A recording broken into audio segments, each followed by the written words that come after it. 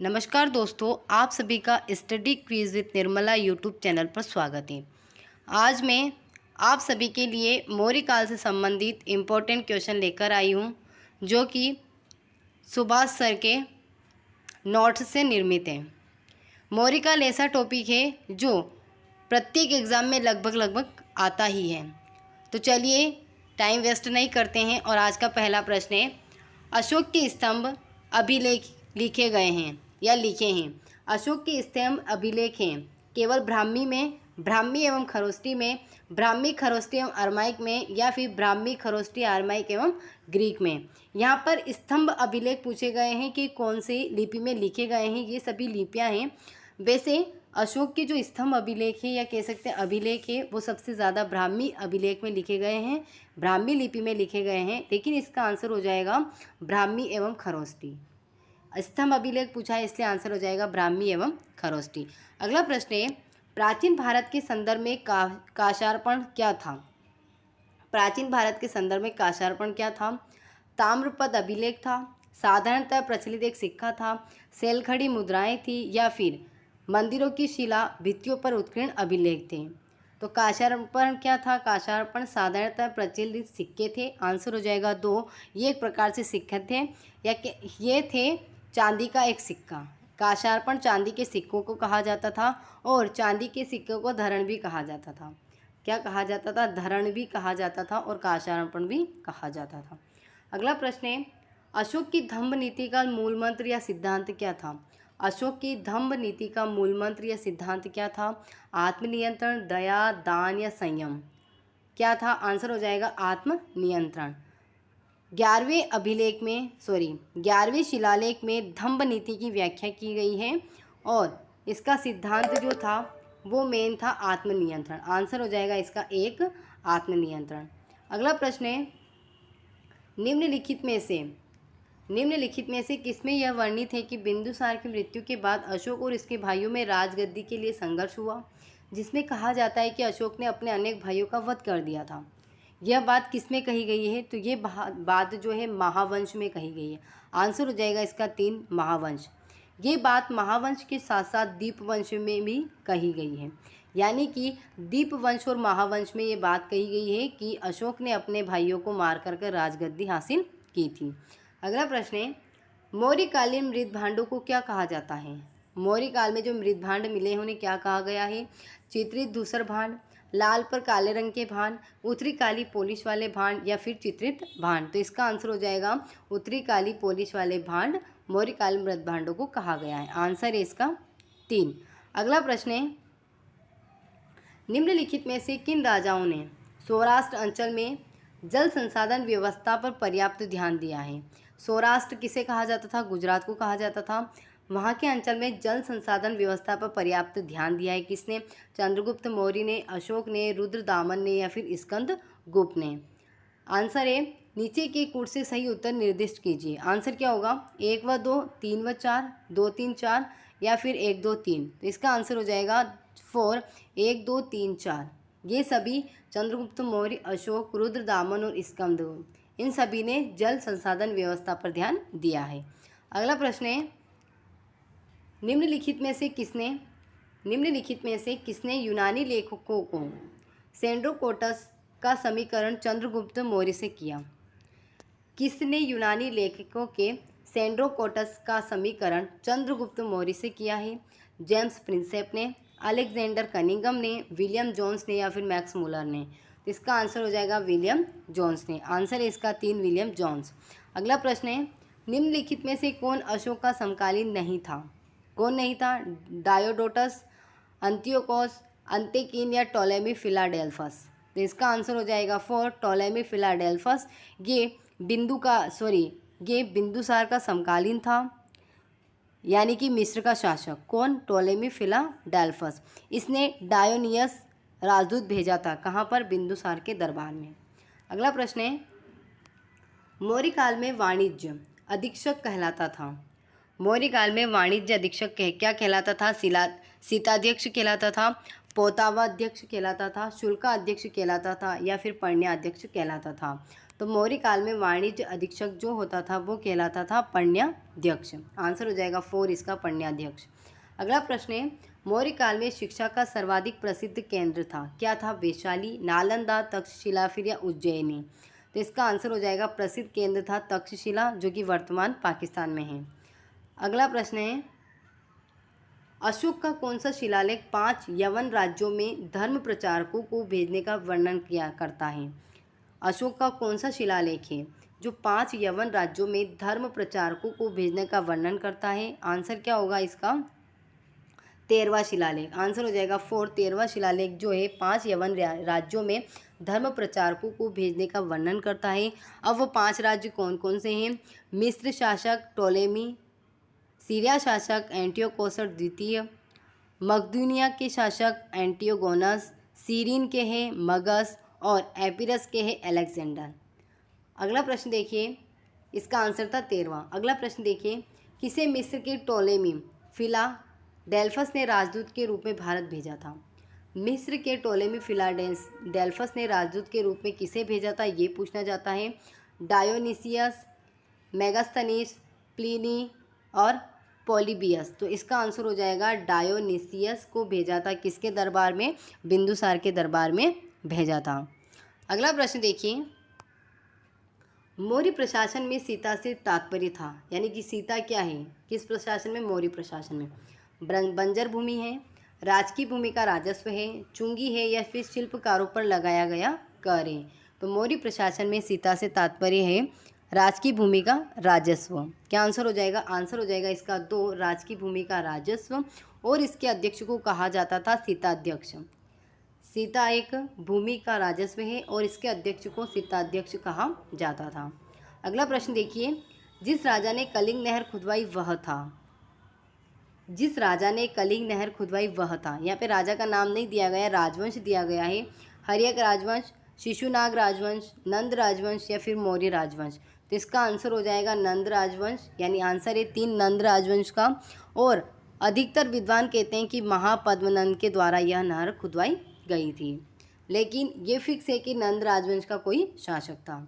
अगला प्रश्न है, 12 बार पहाड़ियाँ कहाँ हैं? 12 बार पहाड़ियाँ कहाँ हैं? पश्चिम बंगाल में, उड़ीसा में, आंध्र प्रदेश में या फिर बिहार में? तो 12 बार जो पहाड़ियाँ हैं ये है बिहार में। कहाँ पर है? बिहार में। आंसर हो जाएगा इसका 4, बिहार में। यहाँ पहाड़ियों पर J.H. हैरिंगटन ने 1786 में शिलालेख की खोज की थी, यानी 1786 में यहाँ पर शिलालेख की खोज की गई थी। कहाँ पर? 12 बार पहाड़ियों पर। किसके द्वारा? J.H. हैरिंगटन के द्वारा। अगला प्रश्न है, कथन दिए गए हैं 2, अशोक के अभिलेख उसके साम्राज्य में हर ओर अवस्थित पाए गए हैं, परंतु इस साम्राज्य का कोई भी अभिलेख देश के उत्तरी पूर्वी भाग में नहीं मिलता है। यानी कि भारत में सभी जगह उसके अभिलेख है लेकिन उत्तरी पूर्वी भारत में नहीं मिलते हैं। ये ए कथन है। आर कथन यानी कारण है, ऐसा इसलिए क्योंकि देश का यह भाग उसके साम्राज्य का अंग नहीं था। अब ऑप्शन देखिए, ऑप्शन क्या है? कथन ए और कारण आर दोनों सही है तथा आर ए का सही स्पष्टीकरण है। कथन ए और कारण दोनों सही है लेकिन आर ए का स्पष्टीकरण नहीं है। कथन ए सही है किंतु आर गलत है। कथन ए गलत है किंतु कारण आर सही है। तो इसका आंसर हो जाएगा कथन ए और कारण आर दोनों सही है और आर जो है ए का सही स्पष्टीकरण भी करता है। आंसर हो जाएगा 1। अगला प्रश्न देखिए, यूनानी और अरमी यानी कि अरामाइक भाषा में खुदा अशोक का एक द्विभाषी उत्कीर्ण लेख मिलता है। कहाँ पर मिलता है? जगह पूछिए। मनसेरा में, पुष्कलावती में, शाहबाजगढ़ी में या कंधार में? तो इसका आंसर हो जाएगा 4, कंधार में मिलता है। कंधार वर्तमान अफगानिस्तान में पड़ता है। अगला प्रश्न है, अशोक के किस शिलालेख से उसके बौद्ध होने का प्रमाण मिलता है? यानी किस शिलालेख से पता चलता है कि अशोक बौद्ध था? गिरनार का, भाब्रू का, सोपारा का, तक्षशिला का? तो इसका आंसर हो जाएगा भाब्रू शिलालेख से अशोक के बौद्ध होने का प्रमाण मिलता है। भाब्रू शिलालेख यानी बेराट शिलालेख भी कहते हैं इसे, और ये कहाँ पर है? जयपुर में इसकी खोज की गई थी। अगला प्रश्न है, और हाँ, अगर आपको वीडियो अच्छी लगे तो अपने दोस्तों को भी शेयर करें, साथ में लाइक भी करें और मेरे चैनल को सब्सक्राइब भी करें। अगला प्रश्न है, निम्नलिखित में से कौन सा एक मूर्ति शिल्प मौर्य काल का नहीं है? उस शिल्पी मूर्ति शिल्प का नाम बताना है या वो जो चीज़ बतानी है जो मौर्य काल से संबंधित नहीं है। क्या सारनाथ सिंह सीढ़, धौली की हस्ती मूर्ति, मथुरा से प्राप्त खड़ी बुद्ध मूर्ति या फिर रामपुरवा वृक्ष। इन चारों में से कौन मौर्य काल से संबंधित नहीं है? तो इसका आंसर हो जाएगा मथुरा से प्राप्त खड़ी बुद्ध मूर्ति। आंसर है 3, मथुरा से प्राप्त खड़ी बुद्ध मूर्ति। ये किस काल से संबंधित है? तो ये आपको पता होनी चाहिए कि कुषाण काल से संबंधित है। कौन से काल से संबंधित है? कुषाण काल से संबंधित है। अगला प्रश्न देखिए, इंडिका नामक पुस्तक किस लेखक द्वारा लिखी गई? यानी इंडिका नामक किसने लिखी? विशाखदत्त ने, मेगास्थनीज ने, स्ट्रैबो ने या फिर चाणक्य ने? तो इसका आंसर हो जाएगा 2, मेगास्थनीज के द्वारा लिखी गई है। और कब लिखी थी? तो ये चंद्रगुप्त मौर्य के समय लिखी थी। अगला प्रश्न है, मौर्य काल की जानकारी निम्नलिखित ग्रंथों में से नहीं मिलती है। उस ग्रंथ का नाम बताओ जिससे मौर्य काल की जानकारी नहीं मिलती है। अर्थशास्त्र, मुद्रा राक्षस, दीपवंश, महावंश या फिर तूतीनामा? तो किससे नहीं मिलती है? 4 इसका आंसर हो जाएगा, तूतीनामा से कोई जानकारी नहीं मिलती है। तूतीनामा एक संस्कृत ग्रंथ है तूतीनामा संस्कृत ग्रंथ शुक सप्तती का एक फारसी अनुवाद है ना। ये जो तूतीनामा है ये संस्कृत ग्रंथ है शुक सप्तती एक संस्कृत ग्रंथ है, उसका फारसी अनुवाद किया गया है जिसे तूतीनामा नाम दिया है। अगला प्रश्न है, किस ग्रंथ से हमें पाटलिपुत्र के नगरीय प्रशासन का वर्णन मिलता है? पाटलिपुत्र के नगरीय प्रशासन का वर्णन मिलता है अर्थशास्त्र से, इंडिका से, मुद्रा राक्षस से या फिर दीपवंश या महावंश से? तो किससे मिलता है? तो इसका आंसर हो जाएगा 2, इंडिका से पाटलिपुत्र के नगरीय प्रशासन का वर्णन मिलता है। 6 प्रशासनिक समितियां बताई है किसने? मेगास्थनीज ने। अगला प्रश्न देखिए, चंद्रगुप्त मौर्य वृद्धावस्था में जैन साधु भद्रबाहु के साथ तपस्या करने किस स्थान पर चला गया? यानी कि बुढ़ापे में चंद्रगुप्त मौर्य जैन साधु भद्रबाहु के साथ किस जगह पर तपस्या करने चला गया? सांची में, गया में, श्रवण बेलगोला या फिर श्रावस्ती में? तो इसका आंसर हो जाएगा श्रवण बेलगोला में। आंसर है 3, श्रवण बेलगोला मैसूर में पड़ता है यानी कि कर्नाटका। अगला प्रश्न है, अशोक के अभिलेखों में निम्न में से कौन सी लिपियां प्रयुक्त हुई है? अशोक के अभिलेखों में निम्न में से कौन सी लिपियां प्रयुक्त हुई है? ब्राह्मी हुई है, खरोष्टी हुई है, अरमाइक व ग्रीक हुई है या फिर उपयुक्त सभी हुई है? तो इसका आंसर क्या हो जाएगा? उपयुक्त सभी। लेकिन ये बात याद रखना, जो ब्राह्मी लिपि है इसका सर्वाधिक उपयोग कह सकते हैं प्रयोग किया गया है। अगला प्रश्न है, किस मौर्य शासक की उसके सेनापति द्वारा हत्या कर दी गई थी? अशोक की, चंद्रगुप्त की, दशरथ की या वृहदत्त की? तो आंसर हो जाएगा जो वृहदत्त है, मौर्य काल का अंतिम शासक है, इसकी हत्या उसके खुद के सेनापति पुष्यमित्र शुंग के द्वारा कर दी जाती। कब कर दी जाती? 184 ईसा पूर्व में। फिर से सुनिए, वृहदत्त मौर्य शासक की उसके सेनापति के द्वारा हत्या कर दी जाती है। सेनापति था पुष्यमित्र शुंग जिसने शुंग वंश की स्थापना की थी और इसकी हत्या की थी 184 ईसा पूर्व। अगला प्रश्न है, अशोक के समय में पाटलिपुत्र में कौन सी भोज संगीति का आयोजन किया गया? पहली, दूसरी, तीसरी, चौथी? तो अशोक के समय जो भोज संगीति हुई थी वो हुई थी तीसरी और इसकी अध्यक्षता की थी मोगलीपुत्र तिस्स ने। अगला प्रश्न है, मौर्य काल में प्रचलित विनिमय का माध्यम कौन सा सिक्का था? पर्ण था, सिक्का था, देन था या कौड़ी था? तो इसका आंसर हो जाएगा पर्ण। एक इसका आंसर है कि मौर्य काल में प्रचलित विनिमय माध्यम का जो सिक्का था वो पर्ण था। और पर्ण क्या है? एक चांदी का सिक्का था। क्या है पर्ण? एक चांदी का सिक्का। अगला प्रश्न है, अशोक के किस शिलालेख में कलिंग नरसंहार का वर्णन है? 10वें में, 11वें में, 12वें में, 13वें में? इसका आंसर हो जाएगा 13वें में कलिंग युद्ध का वर्णन मिलता है। अगला प्रश्न है, अशोक के काल में किस देश के राजा ने उसके समान देवनाम प्रिय की उपाधि ग्रहण की? यानी अशोक ने देवनाम प्रिय की उपाधि ग्रहण कर रखी थी, तो उसकी उपाधि किसने ग्रहण की है? मिस्र का टोलोमी ने, एपिरस का मक ने, सीरिया का एंटीगोनस ने या श्रीलंका का तिस ने? तो इसका आंसर हो जाएगा जो श्रीलंका का तिस शासक था उसने भी देवनाम प्रिय उपाधि धारण की। अगला प्रश्न है, किस प्राचीन ग्रंथ में विवरण दिया गया है कि भारत में दास प्रथा नहीं थी? अर्थशास्त्र में, इंडिका में, दीपवंश महावंश में या फिर सियुकी में? तो इसका आंसर हो जाएगा इंडिका में वर्णन किया गया है मेगास्थनीज के द्वारा कि भारत में दास प्रथा जो है प्रचलित नहीं थी। अगला प्रश्न है, मौर्य सम्राट अशोक का नाम किस अभिलेख में पाया गया है? मास्की व गुर्जरा, टोपरा व मेघ, मनसेहरा व शाहबाजगढ़ी या फिर सारनाथ व सांची। तो मौर्य सम्राट अशोक का नाम अभिलेख में पाया गया है, तो आंसर हो जाएगा मास्की व गुर्जरा। एक इसका आंसर है, मास्की व गुर्जरा में अशोक का नाम अशोक ही मिलता है। इसके साथ ही नैतुर व उदयगोलम के जो अभिलेख है उनमें भी अशोक का नाम अशोक ही मिलता है। अगला प्रश्न है, सेल्यूकस ने किस राजदूत को चंद्रगुप्त के दरबार में भेजा था? मेगास्थनीज को, डायमेकस को, प्लूटार्ट को या फिर फाहियान को? तो मेगास्थनीज को भेजा था, आंसर हो जाएगा एक मेगास्थनीज। डायमेकस बिंदुसार के समय आता है, फाहियान चंद्रगुप्त मौर्य गुप्त काल में आएगा ये, और प्लूटार्ट जो है एक इतिहासकार है। निम्नलिखित में से किस मौर्य काल का मुख्यतः भूमिकर था? किसने यहाँ पे से है, निम्नलिखित में से मौर्य काल का मुख्यतः भूमिकर था? भाग, बलि, भुक्ति, उद्रंग। तो इसका आंसर हो जाएगा भाग। एक इसका आंसर है, भाग जो है वो एक प्रकार का भूमिकर था। यह उपज का 1/6 भाग होता था। कितना भाग होता था? 1/6 भाग होता था। अगला प्रश्न देखिए, भारतीय इतिहास में वह पहला शासक कौन था जिसने राजनीतिक जीवन में हिंसा के त्याग का सिद्धांत सामने रखा? उस शासक का नाम बताना है जिसने राजनीतिक जीवन में हिंसा के त्याग का सिद्धांत सामने रखा। चंद्रगुप्त मौर्य, बिंदुसार, अशोक व दशरथ। तो इसका आंसर हो जाएगा 3। अशोक के द्वारा दंभ नीति अपनाई गई थी। चंद्रगुप्त मौर्य ने नंद वंश के किस शासक को परास्त किया था? आंसर होगा महापद्मनंद, घनानंद, नित्यानंद या फिर मत्स्यानंद। तो आंसर हो जाएगा इसका 2। घनानंद को हरा करके मौर्य वंश की स्थापना की थी। और वो घनानंद को किसकी सहायता से हराता है? तो वो हराता है चाणक्य यानी कौटिल्य की सहायता से वो घनानंद को हराकर मौर्य वंश की स्थापना करता है। अगला प्रश्न है, दिल्ली टोपरा, दिल्ली मेरठ, लोरिया अरराज, लोरिया नंदगढ़, रामपुरवा प्रयाग इत्यादि स्थानों पर अशोक के क्या मिले हैं? बृहद शिलालेख, स्तंभ लेखे, लघु शिलालेख या फिर लघु स्तंभ लेखे। यानी ये जो नाम है ये क्या है? ये सभी स्तंभ लेखे। आंसर हो जाएगा 2। ये सभी स्तंभ लेखे।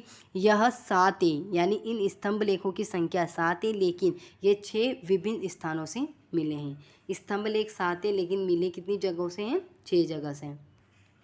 अगला प्रश्न है, प्रांतीय शासन का सर्वप्रथम उल्लेख मिलता है? मौर्य काल में, गुप्त काल में, हर्ष काल में, सल्तनत काल में? तो प्रांतीय शासन का सर्वप्रथम उल्लेख मिलता है मौर्य काल में। आंसर हो जाएगा इसका 1 मौर्य काल।